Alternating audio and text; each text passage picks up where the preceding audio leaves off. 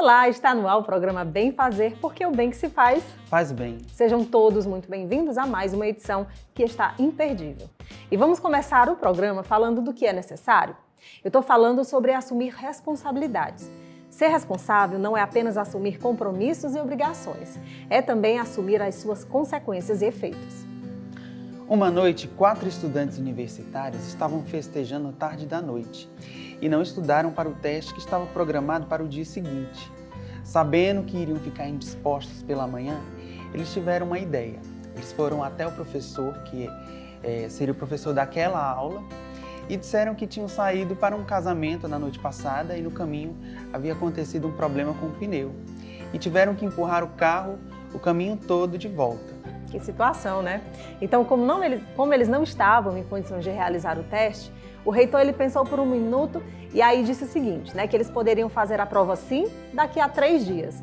E no dia combinado, o reitor disse que, como era um teste de condição especial, todos os 4 universitários, eles precisavam se sentar em salas de aulas separadas. E aí o teste ele consistiu em apenas 2 perguntas, com um total de 100 pontos. A primeira pergunta ela valeria, né, no caso, 1 ponto. E a pergunta era, qual era o seu nome? E a segunda pergunta valia 99 pontos. E a pergunta era, qual pneu estourou? Bom, gente, a moral da história, você já ouviu falar aquela frase, né? Assuma seu BO, assuma seu problema. Então é bem isso. Assuma sua responsabilidade. Significa que temos que responder, seja positivo ou negativo, sobre as nossas ações, aquelas que nós realizamos, sobre os resultados que essas podem causar, né? Você se identificou com essa palavra? Se reconheceu, se viu nela?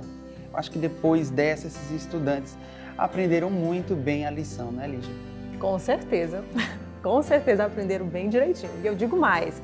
Mas aí o recado é para você. Assuma a tua responsabilidade também, certo? E assumir essa responsabilidade passa por não busque o culpado, controle as suas emoções, resolva todos os seus problemas e, importante, reflita antes de agir. Essa é a mensagem que deixamos para vocês.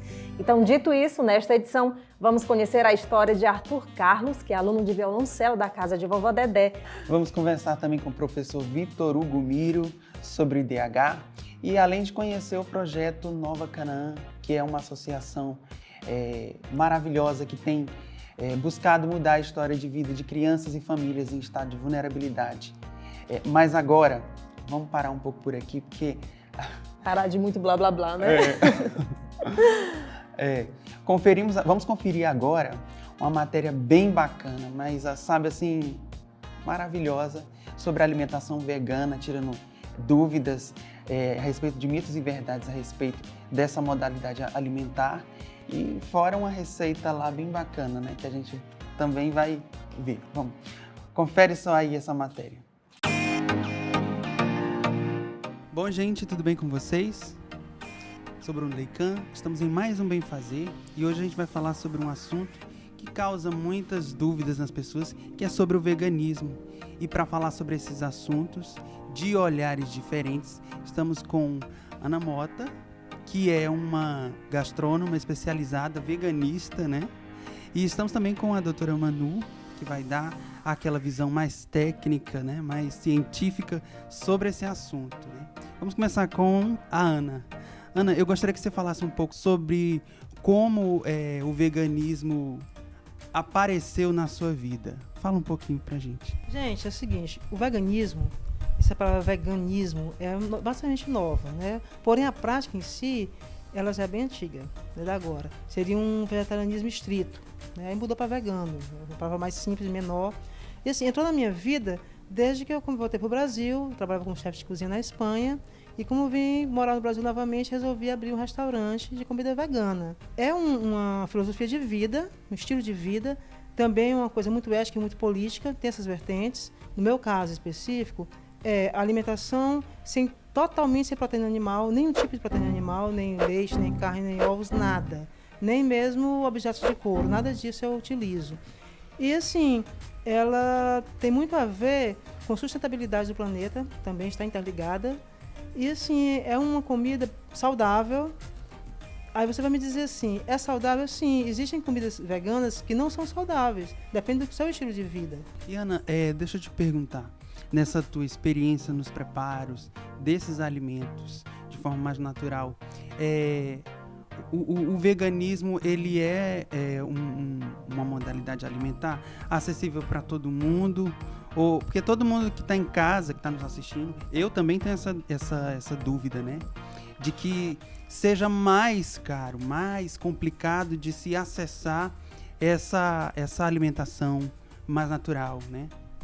Olha, existe realmente essa questão. Alguns alimentos que nós produzimos a base dela é mais cara. Por exemplo, a castanha de caju, ela é mais cara, a farinha de grão de bico é mais caro, o grão de bico é mais caro, porém, pode ser substituído por alimentos mais baratos que fazem um efeito similar, como o feijão de corda, né, o feijão verde, batata doce, enfim, é uma questão, como eu lhe falei, a questão vai ser de informação. Existe um site, Vegano Pobre, que chama, do Facebook, é um grupo, e ele também ensina várias receitas. Tem outros grupos de veganos que são são fitness, que também, aí eles produzem um prato bonito, com todas as proteínas e que serve para a alimentação de quem está fazendo musculação. Ou seja, há muita informação a ser descoberta ainda e disseminada. Bom, a gente teve agora esse lado da gastronomia com a Ana Mota. Vamos falar agora com a doutora Manu, que vai dar o seu parecer mais técnico, científico a respeito desse assunto, né?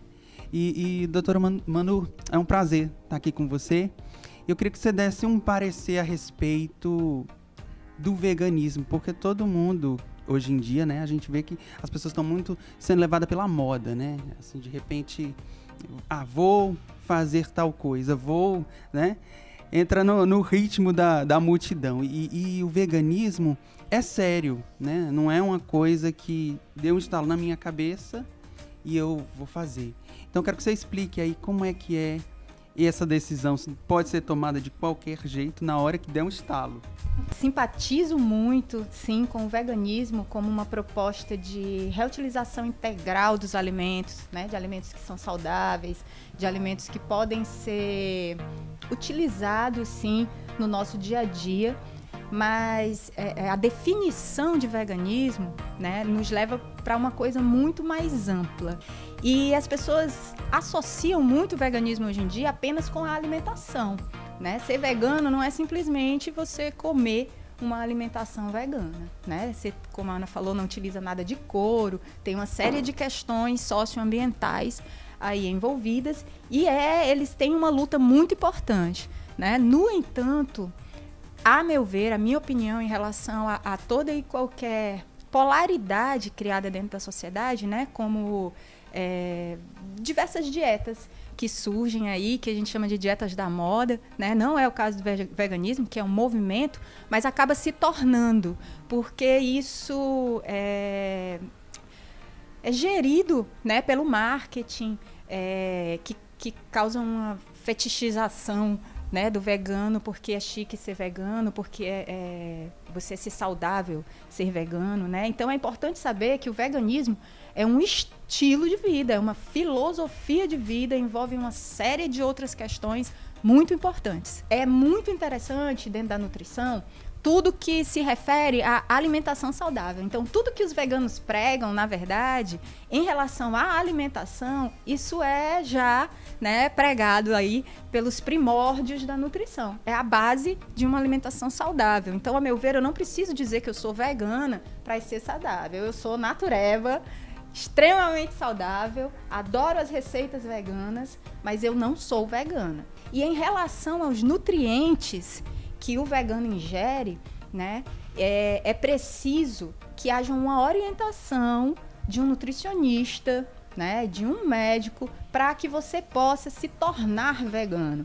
Não é simplesmente dizer que existe o veganismo acessível, porque a pessoa enche o prato de arroz e feijão e fornece a quantidade de proteínas adequadas, pode ser, e bota uma batata, alface e tomate, né? E assim se considera um vegano. Se você comer assim durante muito tempo, você pode sim desenvolver sérias questões nutricionais, né? Ficar desnutrido e problemas mais graves pela carência de zinco, pela carência de vitamina B12, que é o mais polêmico aí, né, dentro da alimentação vegana, que precisa ser suplementada, né? Então, eu acredito que essa acessibilidade envolve também a possibilidade dos indivíduos terem conhecimento sobre tudo isso. Existem estudos que mostram que muitos dos veganos se preocupam com essa questão da carne, mas não se preocupam com os princípios gerais de uma alimentação saudável. Então, tem aí obesidade por comer muita farinha, comer muito óleo, muita fritura, né? Então, essa questão que eu falei da proteína, essa questão dos óleos, aumentar o consumo de frutas e verduras, grãos, né? Que nós temos aí, sementes. Tudo isso faz parte de uma orientação nutricional mundial para que você diminua o risco de diabetes, de hipertensão, né? de obesidade, de doenças relacionadas a isso. Então, você não precisa ser vegano para ser saudável. Antes da gente encerrar, a doutora Manu vai dar as considerações finais, que é importantíssimo bater o martelo sobre esse assunto, e nada melhor do que ela também para fazer isso.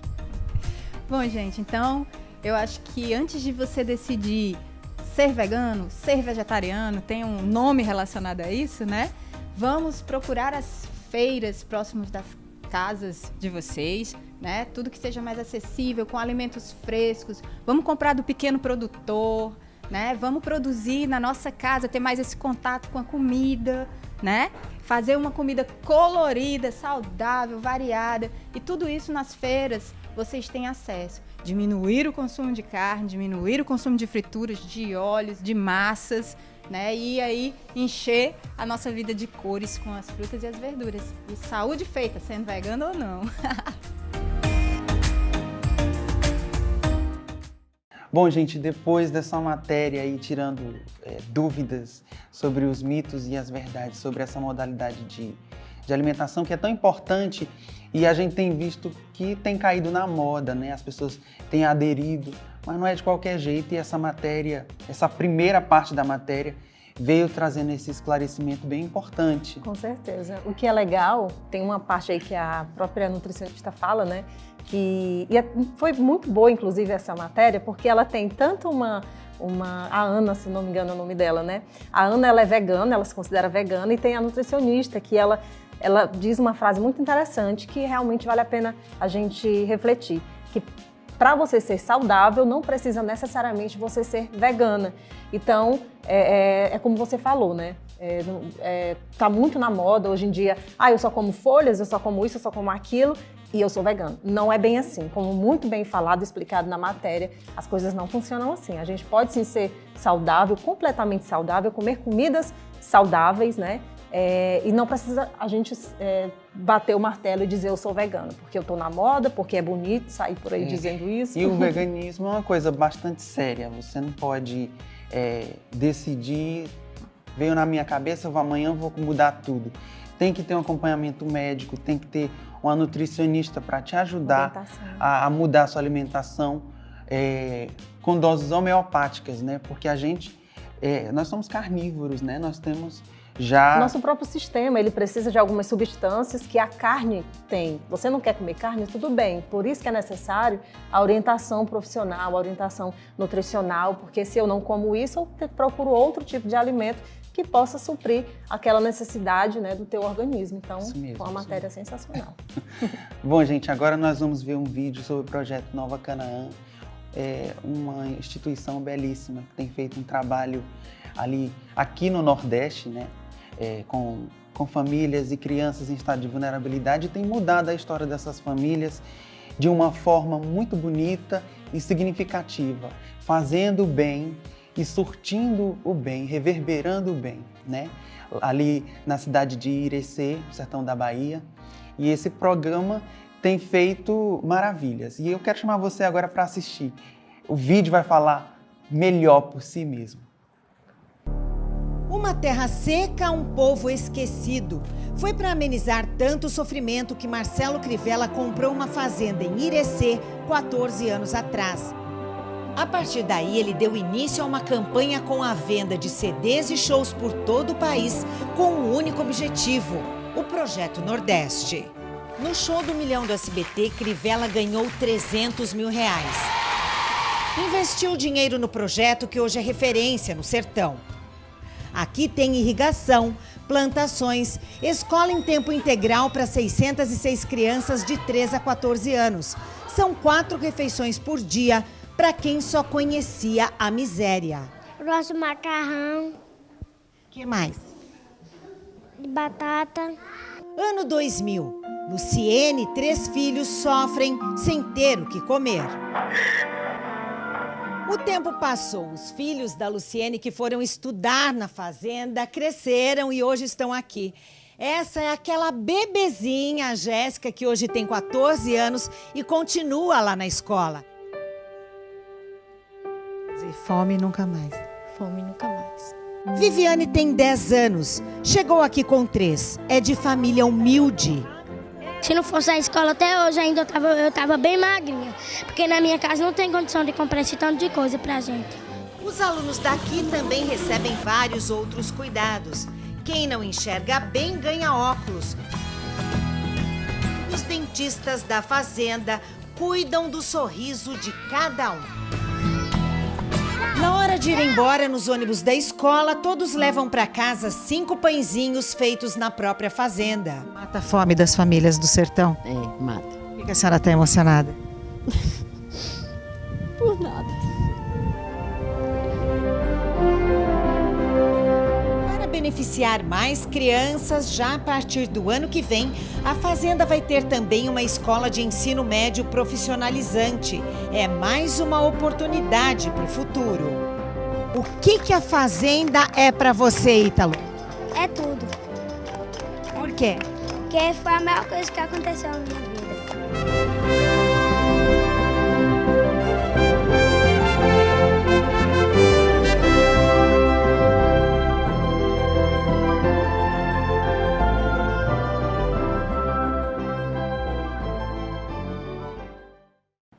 Belo projeto, né, Leican?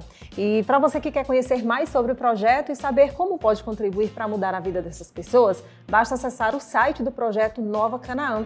O Instagram deles é o @projeto Nova Canaã, o Face é o Projeto Nova Canaã e o YouTube aparece aí na tela para você. Então vai lá, confere todo esse trabalho, colabora da forma que você puder, tá bom? A gente vai dar uma pequena pausa, daqui a pouco a gente volta com muito mais para vocês.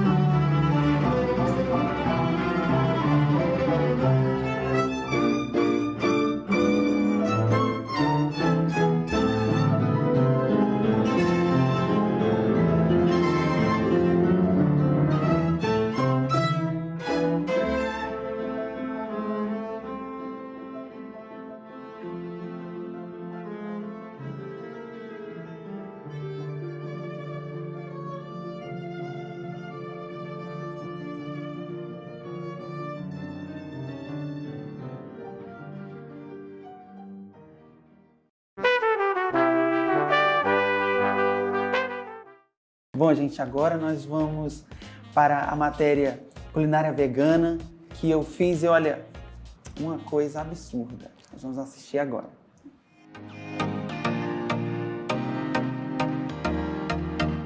Bom, gente, eu tô aqui com a Ana Mota e ela vai nos ensinar a fazer um prato super acessível de... Carne de caju. Gente, o caju é um alimento super nutritivo e de fácil acessibilidade. Então, eu vou fazer uma carne de caju. Eu vou utilizar 5 cajus, uma batatinha inglesa, meio pimentão verde, 2 pimentinhas de cheiro, meia cebola branca, um molho de cebolinha verde e um molho de coentro. Tempero, o coloral amarelo, que é do interior do Ceará, e o coloral vermelho tradicional. E um pouco de sal, somente isso.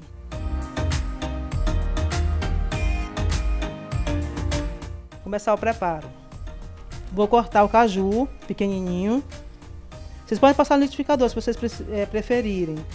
Ó, a carne vai ficar assim, que chamam de carne, mas é só o nome mesmo. E condicionou-se. Mas é um fruto maravilhoso, fibroso. Olha aqui, essa é a carne. Esse caju, eu posso pegar aquele caju que de repente eu quis fazer um suco e pegar o bagaço. Perfeito, e é isso que eu ia falar, melhor ainda. No caso, eu preferi fazê-lo assim, mas você pode pegar o caju, fazer um suco maravilhoso para você.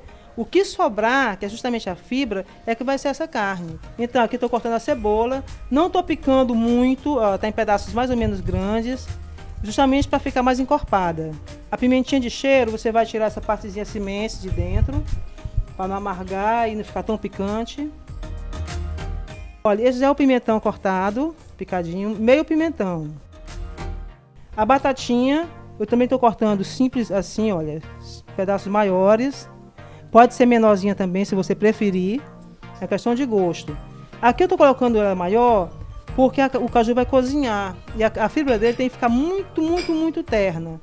Por isso que eu estou fazendo assim. Essa carne de caju...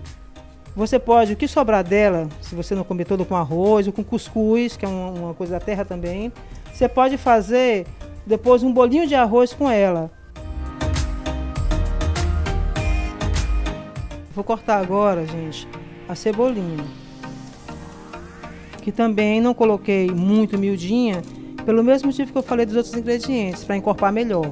A cebolinha dá um sabor incrível, ela realmente puxa bem o sal. E vai ficar um sabor maravilhoso. Agora o coentro. Olha, agora eu coloco a carne de caju dentro, que é a fibra do caju desfiada. Se você preferir mais desfiada, você pode, antes de colocar junto com os temperos, você pode passar no liquidificador. Ela vai ficar realmente bem desfiada, bem passada mesmo. No caso, eu preferi ela maior. Todos os ingredientes já na panela. Vou colocar uma colher de coloral amarelo, uma de coloral comum, tradicional, vermelho. Vou colocar uma colher de óleo, 2 copos de água. Olha, tá pronta para ir ao fogo. E vai levar uns 20, 25 minutos para ficar pronto, ou um pouco menos. Agora é só aguardar. Pronto, o prato está perfeito, pronto para a gente degustar. Maravilha, vamos lá. Está pronto para ser servido, agora é só degustar.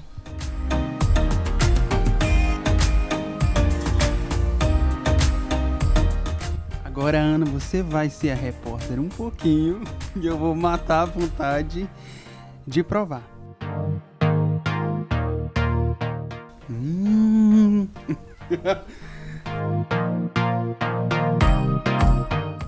Vocês podem acompanhar essa carne de caju com arroz branco ou arroz integral, vai a critério de vocês. Ou com cuscuz, que é muito bom também. Ou seja, vai ficar uma farofinha, vocês escolhem. Aprovado? Aprovadíssimo. Vocês podem fazer uma pizza de caju também, que é uma delícia. Maravilha. Que é a critério da imaginação de cada um. Olha, Ana, tá de parabéns. Uma delícia. E surpreendente que eu não imaginei que se pudesse fazer um prato tão delicioso com caju, né? E nem de longe lembra caju. Parece que eu tô comendo um franguinho muito bem feito. Gratidão.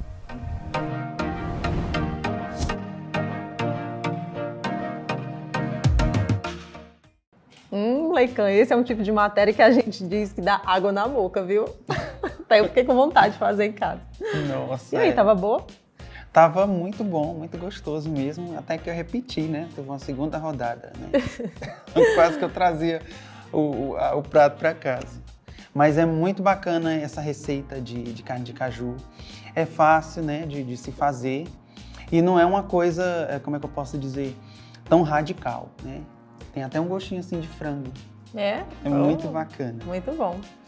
E para você que está em casa, que está acompanhando o programa Bem Fazer, a gente faz um convite. A gente vai dar uma pausa agora, daqui a pouco a gente volta. Mas antes a gente faz um convite para você. Está aparecendo aqui na sua tela as redes sociais do programa Bem Fazer. Tem o nosso e-mail, tem o nosso Instagram também. Então vai lá, curte, compartilha essa ideia, né? A ideia do programa. Então a gente volta daqui a pouco. E também não esquece de se inscrever no canal, tá certo? Dá o teu like, ativa aquele sininho para ficar por dentro de tudo que acontece aqui na casa de Vovó Dedé. Daqui a pouco a gente volta com muito mais coisas importantes e interessantes para vocês.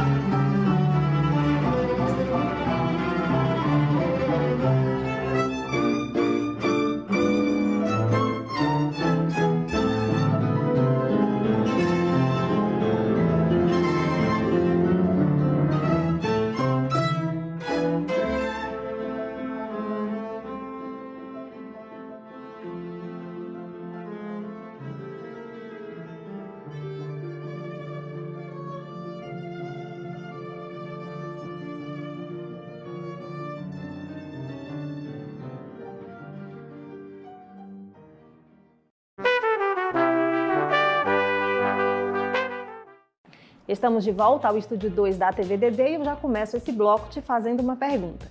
Você já deve ter ouvido falar em IDH, não é? O Índice de Desenvolvimento Humano é um indicador que mensura o grau de desenvolvimento humano dos países a partir de 3 aspectos principais explicados no vídeo a seguir. Confere aí. Certamente você já deve ter ouvido falar no Índice de Desenvolvimento Humano. Mas você sabe o que é?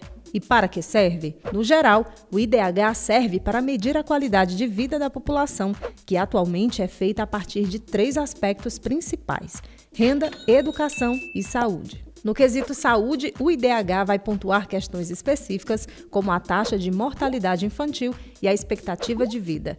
Na educação, se mede a taxa de alfabetização e escolarização. E, por fim, a renda, que é medida pelo Produto Interno Bruto, o PIB, que representa a somatória de toda a riqueza que uma economia é capaz de gerar por um determinado período.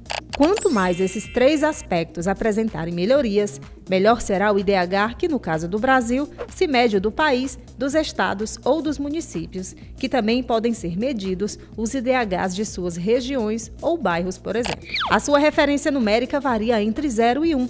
Isso quer dizer que quanto mais próximo de 0, menor é o indicador. E quanto mais próximo de 1, melhores serão as condições para esses 3 quesitos. Para se ter uma ideia, os países com o IDH elevado em 2018 foram Noruega, Suíça, Irlanda, Alemanha e Hong Kong. Já o Brasil se encontra na posição 79, sendo ele um dos países mais desiguais do mundo. Vale lembrar que ter um IDH alto não quer dizer que o país tem uma economia alta. Por exemplo, os Estados Unidos é a maior economia do mundo, certo? Mas quando você vai analisar o seu IDH, ele aparece em 15º lugar. Outro exemplo é a China, que é a 2ª maior economia do mundo. Mas quando se analisa a qualidade de vida, ela aparece bem atrás do Brasil. Portanto, ser um país desenvolvido e rico não quer dizer que o IDH será o melhor do mundo. O certo é que quanto maior for o IDH de uma região, melhores serão as condições de vida de seus habitantes. Depois desse vídeo, já dá para ter uma noção do que seja o IDH, não é?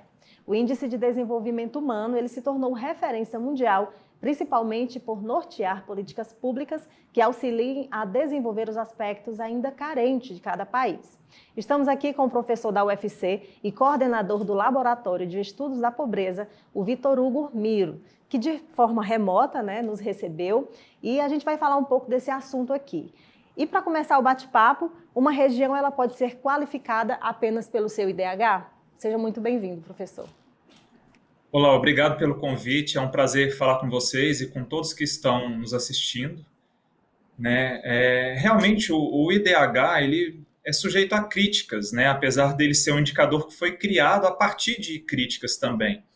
Normalmente, até o final dos anos 80, início dos anos 90, se utilizava muito medidas de crescimento econômico, como é o caso do PIB per capita ou a renda per capita.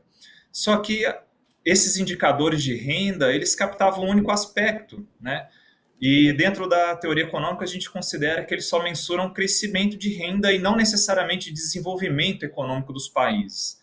Então, como foi abordado, o IDH ele é um indicador que considera 3 dimensões, em vez de considerar apenas a renda. O IDH continua considerando a renda, considera indicadores de educação, e de longevidade, que tentam captar aspectos de saúde.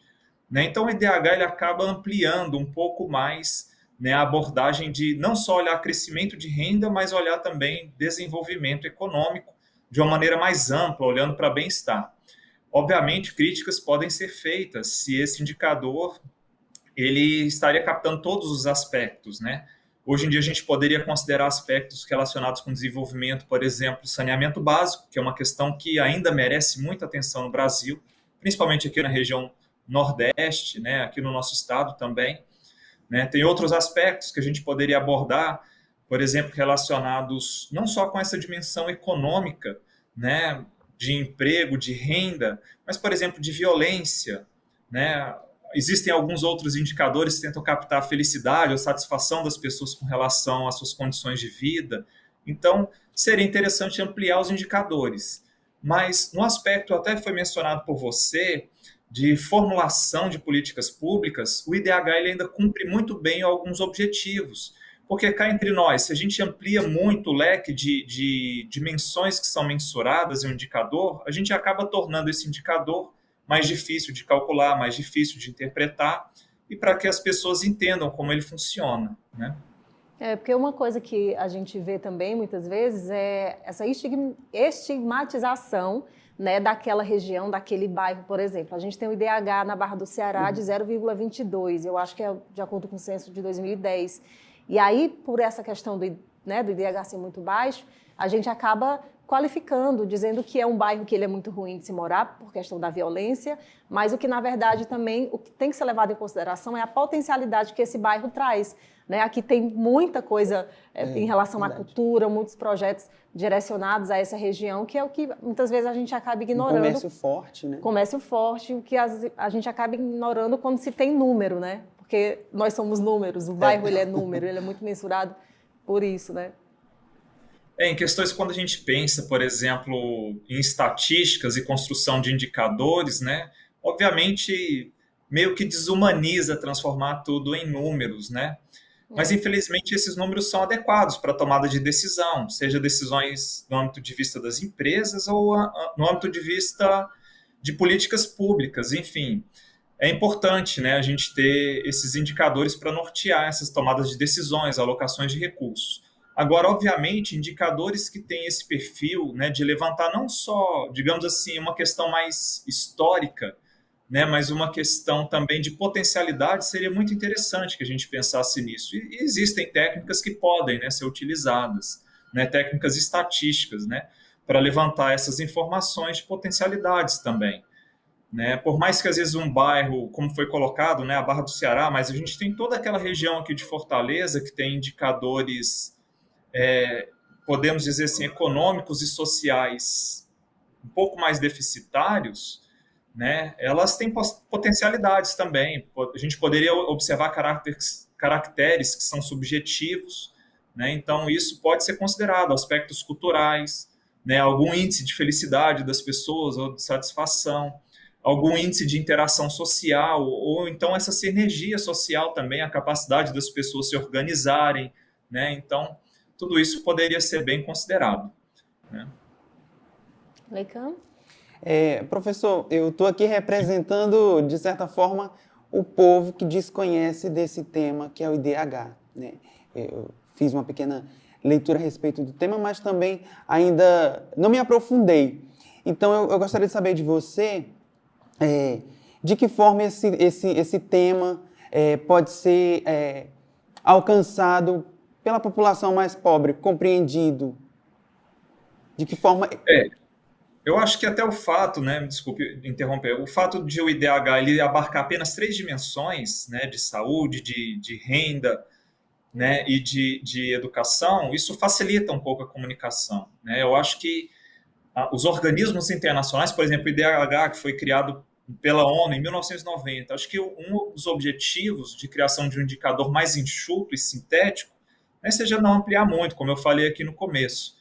Então, por exemplo, quando a gente pensa na renda, a ideia de renda é muito fácil das pessoas entenderem, né? Por exemplo, uma renda média de um determinado bairro, né? Bastaria a gente estar somando o que todo mundo daquele bairro ganha de rendimento, seja do trabalho ou de outras atividades, enfim, ou transferências do governo, como é o caso do Bolsa Família, né? E dividir pela quantidade de pessoas. Então, é um indicador fácil. Né? Mas, por exemplo, os outros indicadores, no caso de longevidade, né, é uma expectativa de vida ao nascer. Então, ele já tem um pouco de teoria, né, a respeito de crescimento demográfico, né, mas ele considera não só aspectos de saúde, mas considera a taxa de mortalidade infantil, por exemplo. Né?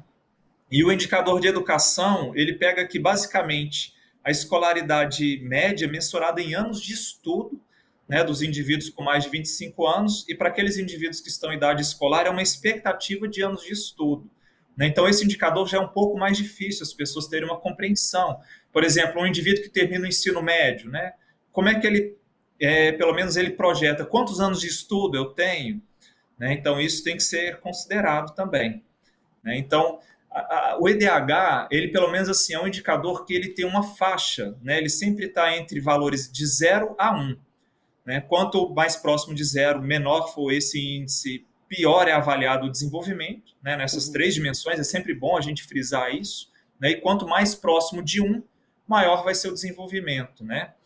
Então, basta a gente pensar que em Fortaleza foi mensurado a Barra do Ceará, mas a gente tem, por exemplo, o menor indicador é do Conjunto Palmeiras, que é 0,11. Né? E quando a gente pensa em Meireles, Aldeota, Meireles é 0,95, que é muito próximo de países como Noruega, Austrália, Suíça, né? Que são países com alto IDH. Até para a gente ter essa dimensão da desigualdade que existe dentro de uma cidade, como é o caso de Fortaleza. Né? Exatamente. Próximos uns dos outros, né? Pois é, a gente pensa às vezes que as desigualdades são muito amplas, às vezes entre países, né? A gente tem, por exemplo, o país com maior IDH é a Noruega, com 0,94, né? A gente pensando nesse indicador que vai sempre de 0 a 1. Né? Mas, por exemplo, países africanos têm indicadores muito baixos, bem próximos aqui ao do Conjunto Palmeiras, por exemplo.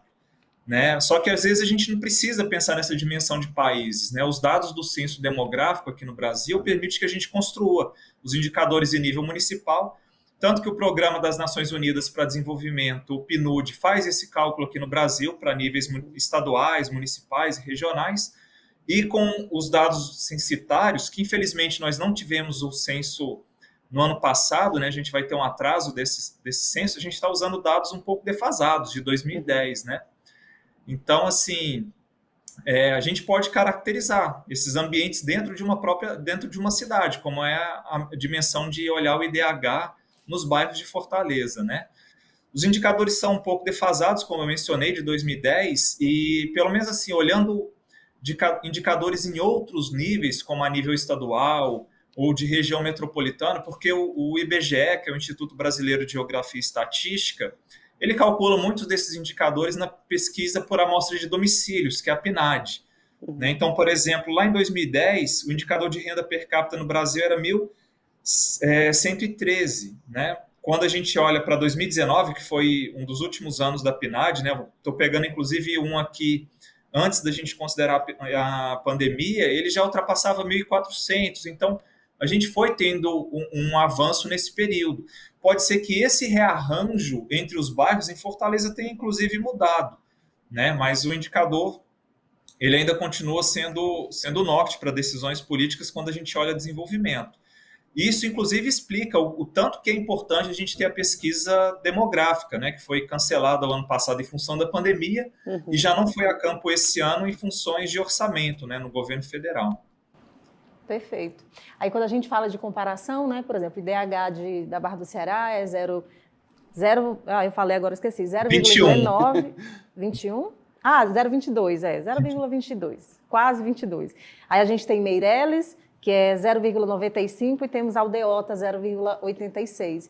E aí, quando a gente fala, aí é onde entra a questão e a importância das políticas públicas, e é onde entra também a influência que o IDH tem nessas regiões. Porque, por exemplo, quando você elabora um projeto e você envia esse edital, né, para as prefeituras, governos, estados, você tem que levar em consideração a questão do IDH, porque isso pode te dar uma certa vantagem na hora de ser selecionado no edital, por exemplo. Porque aí, se você leva um projeto social para o Meireles, dificilmente ele vai ser aceito se você levar para a Barra do Ceará. Então, o IDH, nesse caso, ele serve também como uma vantagem, né? Sim, nesse sentido da gente pensar em políticas públicas para minimizar exatamente essas desigualdades, né? A gente sabe que os recursos públicos, eles são escassos, então a gente tem que estabelecer prioridades. Se eu quiser montar um programa social, o interessante é que ele seja em áreas que precisem desse aporte, né? E aí ajuda nesse sentido. Por exemplo, aqui no Ceará, algumas políticas de educação, de distribuição de renda, né, têm considerado, por exemplo, indicadores de pobreza. Né, por mais que seja um indicador de pobreza monetária, né, que poderia ser uma coisa mais multidimensional, existem indicadores de pobreza multidimensional, né, mas a gente considera como bons, digamos assim, tradutores, né, dessa realidade em municípios ou em bairros. Né. É interessante olhar para essas questões, por exemplo, o IDH, como foi mencionado, ele tem 3 dimensões. Era interessante a gente pensar o seguinte, a renda, né, depende muito das capacidades de indivíduos, né? Por exemplo, de um bairro, de uma comunidade, né? Por exemplo, de ir a mercado de trabalho e conseguir oportunidades de ter rendimentos mais altos, né?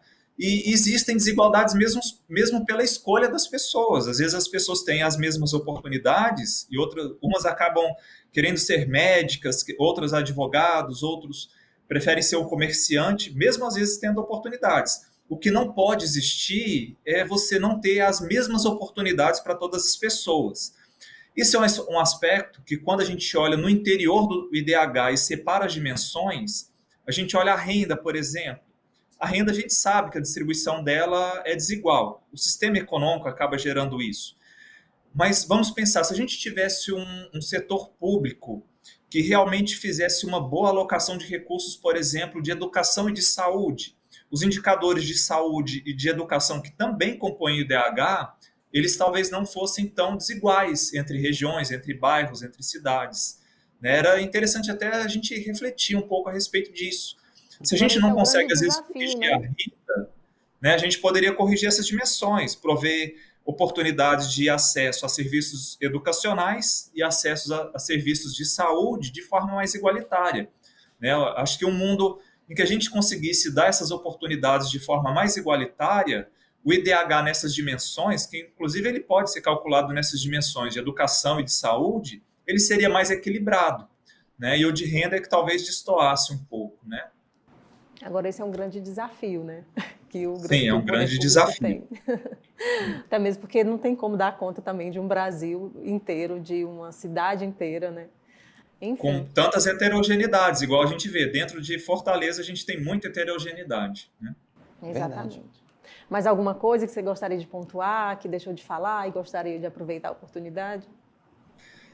Eu acho que a gente poderia até comentar, né? A gente olha o IDH como desenvolvimento, mas a gente tem um conjunto amplo de indicadores, tanto podem ser utilizados para a população entender melhor, né, o que é que acontece na sua comunidade, no seu bairro, na sua cidade, né? E tem indicadores em nível nacional, estadual, né? Aqui no Ceará, por exemplo, a gente tem o LEP, o Laboratório de Estudos da Pobreza, que foi mencionado, né, que até a gente tenta manter atualizado algumas publicações nossas de indicadores de pobreza. Nós fizemos uma até mais recentemente, mostrando como é que os indicadores de pobreza se comportaram aqui no Ceará durante o período da pandemia, né? E a gente tem aqui no Ceará também o IPES, que publica indicadores de diversas naturezas, de diversas dimensões também, né? Então, quando a gente fala do IDH, né, a gente não necessariamente a gente precisa ficar restrito a ele, mas a gente tem um amplo leque, né? O que talvez a gente precisa é de ter essa maior difusão de informação. Isso às vezes fica muito restrito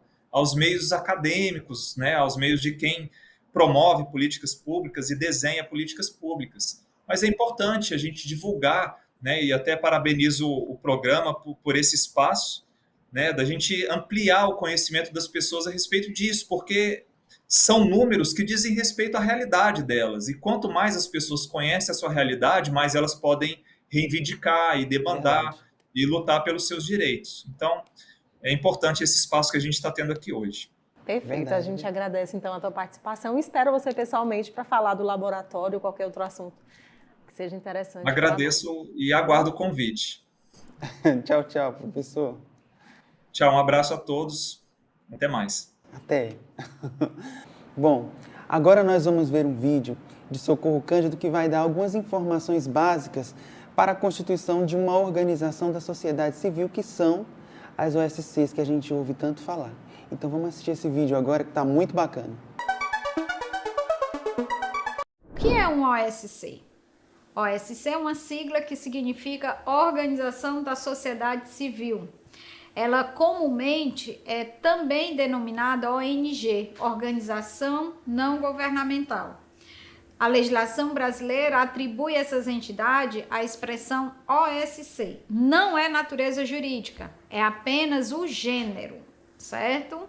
O segundo ponto que a gente tem que observar é que as OSCs são entidades sem fins lucrativos, o que significa que ela não pode distribuir patrimônio, mas elas podem ter as chamadas atividades meio, que são atividades onde elas podem vender seu serviço. É uma característica. Outra característica é que elas atuam no campo da política pública.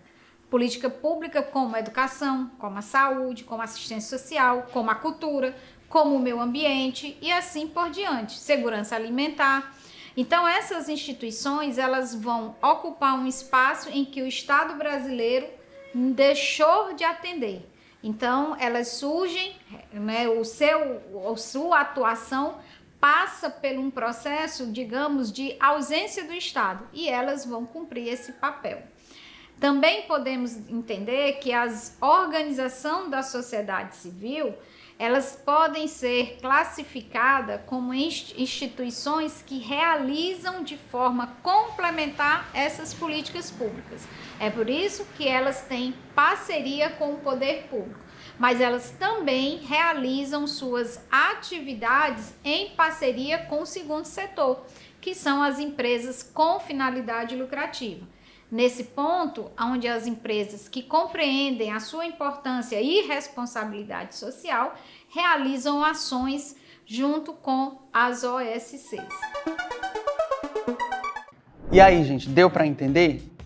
Como bem a Socorro falou, a organização da sociedade civil trata-se de uma denominação dada a instituições privadas que atuam buscando atender demandas sociais, por vezes utilizando recursos públicos.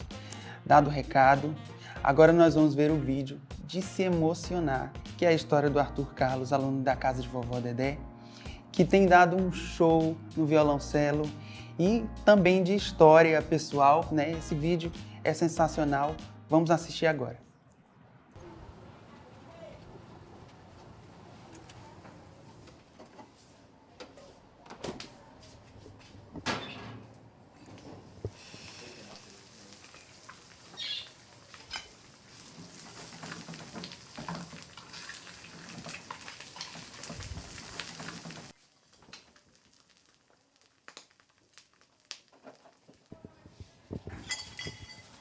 Arthur! Arthur Carlos! Pra escola, vamos, acorda. Mãe de uma aluna que estuda aqui, ela falou, você conhece a casa de vovó Dedé? Eu, não, o que é? Ela disse, é uma instituição onde tem vários instrumentos para você aprender. Aí quando eu cheguei em casa, eu falei, mãe, eu posso ir para casa de vovó Dedé? Aí disse, o que é? Aí disse, é tipo uma escola de música. No segundo dia, eu vim aqui para ver. Aí o diretor, que é o tio Jonabi, me levou até a sala onde estava tendo aula, que era aqui. Aí ele falou, você quer fazer? Eu, quero. E foi assim que eu conheci a casa.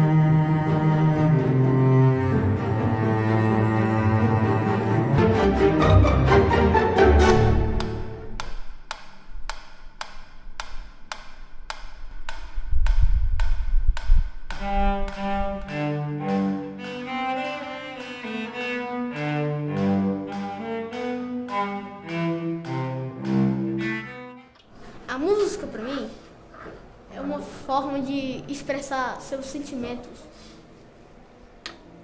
Tem vários, né? Alegria, tem pessoas que tocam com alegria, pessoas que tocam com coração.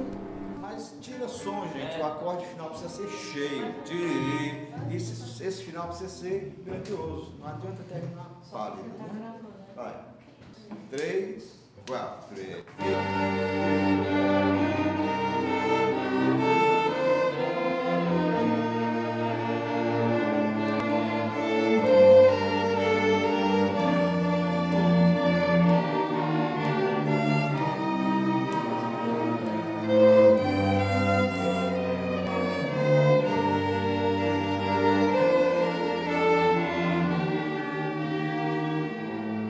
Meu sonho é tocar em grandes palcos solo, tipo na França, Europa, Estados Unidos, Alemanha, Japão também, né? E também construir tipo uma instituição, que é igualzinho a casa de vovó Dedé, para as pessoas também tocar.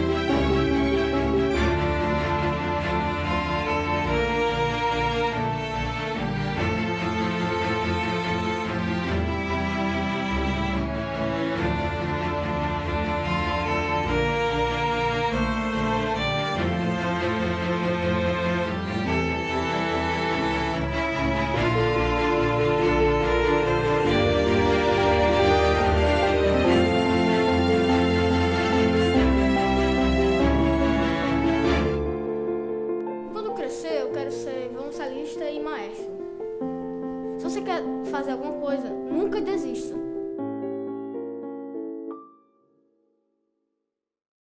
É realmente desemocionar, viu, a história de Arthur. Gente, infelizmente o programa chegou ao fim e é com a sensação de dever cumprido que a gente agradece a você que nos acompanha e participa do programa Bem Fazer, tá? Um grande abraço especial a Neide Costa, Moda Feminina, que é uma das nossas parceiras. Um beijo enorme no seu coração e até a próxima.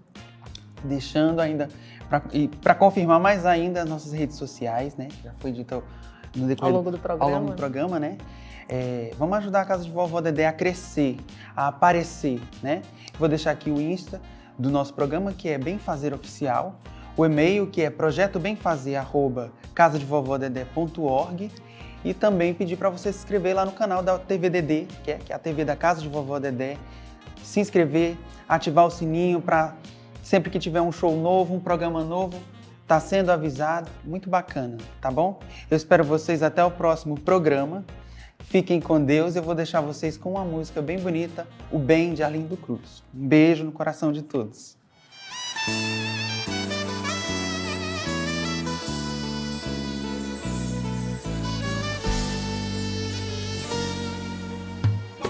O bem ilumina o sorriso, também pode dar proteção.